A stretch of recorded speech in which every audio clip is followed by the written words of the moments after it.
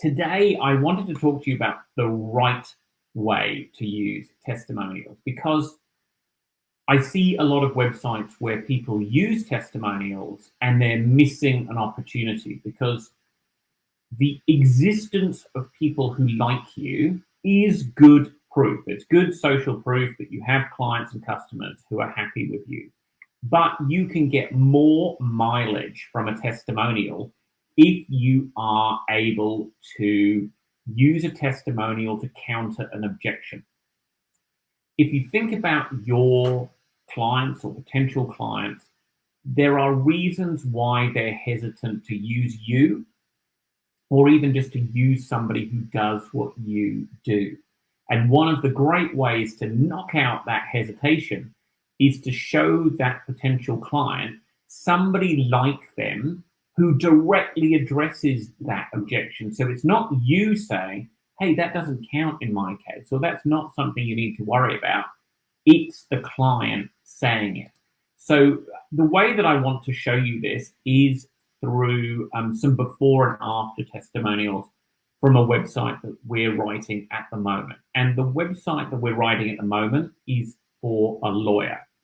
And if you imagine yourself, you're thinking about going to court, something's come up, you've got some objections to the idea of engaging a litigator. So that objection might be lawyers take too long. They're too slow, they don't move quickly enough, and all of that, of course, is going to cost me money. Lawyers are too expensive. We've all heard that before. You absolutely know that that's going to be an objection that's going to stop somebody choosing a lawyer. Lawyers aren't commercial. I've written a lot of websites for lawyers over the years. I've worked in-house in a law firm. This is a typical client concern about choosing a lawyer.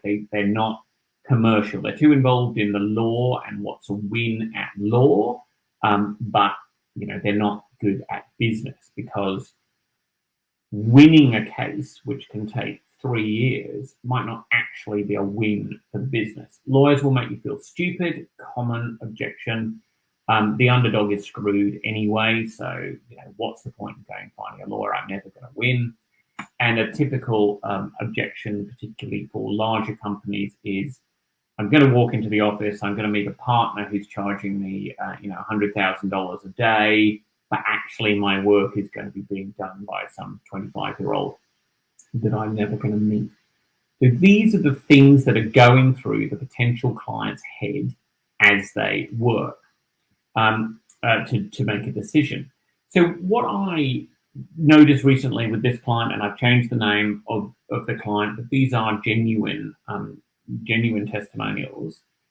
The client had some recommendations on LinkedIn already. So those recommendations on LinkedIn are testimonials, but I'm going to show you a before and after. So this is the client writing a recommendation on LinkedIn. We've recently engaged this lawyer to act on our behalf. That's a little bit of what you might call throat clearing, but that doesn't really get to the point. You're giving a testimonial for a lawyer. We can pretty much assume that it's your lawyer, so you've engaged them. Attention to detail and professional advice have been invaluable to finding an agreeable solution which helped to settle the dispute without having to resort to litigation. Those are good points. A lot of people worry that if they go to see a litigation lawyer, they are going to end up in court, even if the matter could have been solved out of court, because litigators like to litigate. But attention to detail, not necessarily certain how high up the list of objections that might be to a lawyer, that you think a lawyer might not be detailed, or you think they might not be professional. These probably aren't primary objections to choosing between litigators. We'd be more than happy to recommend Sally's expertise based on the excellent service she's provided for us. That's okay. But again, it's implicit in your giving a testimonial that that has been published by the recipient. Obviously on Google, you can leave a negative review, but when it comes to a testimonial, the recipient of the testimonial is publishing it. So we can pretty much assume that you've written it because you're happy to recommend them. This is the post-interview version. So part of our process is to interview our clients' clients, because that's often the secret sauce in writing a website, is how does the potential client talk about the service? And then when you could reflect that back, then you've got a much better chance of persuading somebody. So this is the same person who'd previously written a LinkedIn recommendation, but then we interviewed them and then we turned that interview into a testimonial. Even though our matter was involved and I had to send through a lot of documentation, Sally grasped the whole overview and concept really quickly. So going back to that objection, lawyers take too much time. You send them a letter and they'll spend 4 hours reading it, scratching their beards and thinking about it. Well, not in this case. I was surprised by how little we had to explain. Again, this was fast. I sent stuff through. She was on top of it quickly. I didn't have to spend a lot of my time explaining, and my time explaining to her is also time that she's charging me for. Didn't have to do it. She gave us a detached professional opinion about whether our case was worth pursuing. As I said, typical objection with litigators is that they're going to litigate because that's how they get paid. So there is always that doubt that a litigator will give you honest advice and say, actually, I wouldn't litigate this if I were you. Because a litigator who persuades you not to litigate has talked herself out of work. With Sally, it's not like sitting with lawyers in boardrooms getting bombarded or feeling like you're a nuisance. It was actually pleasant. So again, that objection, lawyers make you feel stupid and you don't enjoy spending time with them. I know these things are objections because I've been doing this a lot, but also specifically in this case, because I've interviewed the client. So I've interviewed the client, and what this client is telling me are his objections, and he's matching them to what Sally did that overcame his objections. So this is much more detailed and realistic, and I think much better at knocking out some of those objections than the previous version.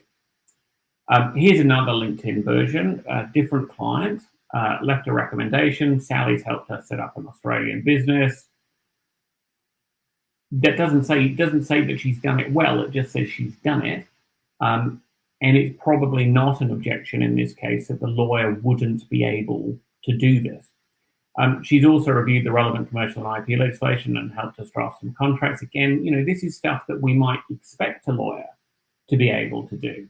She's an adept cross-cultural communicator and works well with people from diverse backgrounds. This is good because this is a lawyer who works with people across borders, and therefore that ability to work with people who come at things from different perspectives is actually good and could be an objection when you're looking for a lawyer to handle a dispute involving people in different countries. You might think, are they going to be able to do it? She's bright, she listens well, provides seasoned advice with great customer service. She's a great lawyer and we highly recommend it. It's okay. There's nothing wrong with the second two paragraphs. They're quite good, but they're not as good as they could be, as I learned when I interviewed this client, who came in and said she immediately understood. So immediately is a great word there because it speaks to that no wasting of time.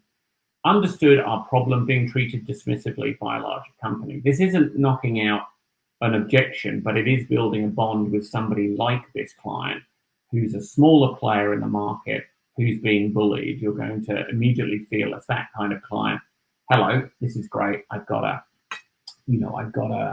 lawyer who understands David and Goliath and who represents David in that equation.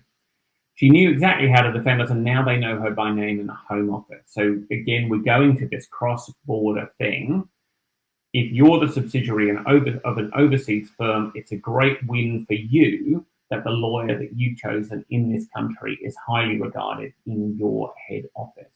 So there's an objection. I'm going to choose a lawyer, but head office is not going to think that that's a good lawyer. Well, not in this case, because head office does. Great lawyer, adept cross-cultural communication, she's bright, she listens well, and provides seasoned advice with great customer service. So I've kept that in from the LinkedIn version because I think that's strong. I'm not entirely sure about the word bright, and that's up in the air at the moment. I feel it may have some connotations, but it's up for discussion. We appreciate that our work isn't handed down to a junior associate. So directly addressing an objection, and again, how do I know it's an objection?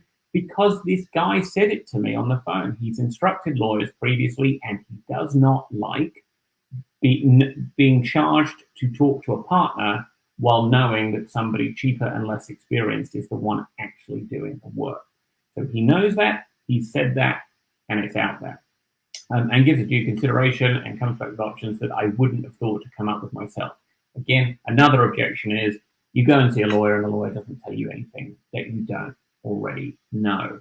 So you've taken, again, in these two examples, some okay they're nice recommendations. You'd be pleased to have them, but you've turned them into something that is a much more effective weapon at overcoming the objections that the readers of your website might have to choosing you instead of choosing somebody else.